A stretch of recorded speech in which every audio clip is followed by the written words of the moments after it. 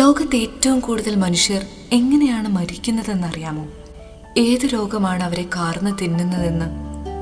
സംശയമില്ല, ആ രോഗത്തിന്റെ പേരാണ് പ്രണയം.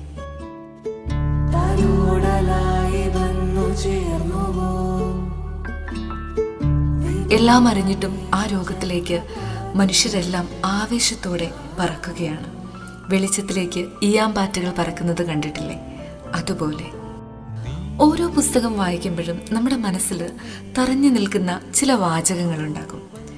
പി ശിവപ്രസാദിന്റെ ഉടൽ മുനമ്പിൽ പ്രണയത്തിന്റെ മാനിഫെസ്റ്റോയാണ് തുറന്നു വയ്ക്കുന്നത്. ആ അധ്യായത്തിൽ എഴുത്തുകാരൻ പ്രണയത്തെക്കുറിച്ച് എഴുതിയത് ഇങ്ങനെയാണ്: പ്രണയം ഒരാളിലേക്ക് മറ്റൊരാളുടെ പരകായമാണ്.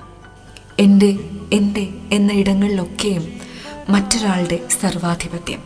പേരറിയാത്ത വിഷാദം, കരച്ചിലിനിടയിലെ ആനന്ദം, മരുന്നില്ലാത്ത ഉന്മാദം. ഉടൽ മുനമ്പ് വായിച്ച് അവസാനിപ്പിക്കുമ്പോഴും പ്രണയത്തിൻ്റെ മരിക്കാത്ത മാനിഫെസ്റ്റോയുമായി ഉമയും ലക്ഷ്മിയും മീനുവും ചന്തുവുമെല്ലാം മനസ്സിൽ ഇടമുറപ്പിച്ചു കഴിഞ്ഞിരിക്കുന്നു.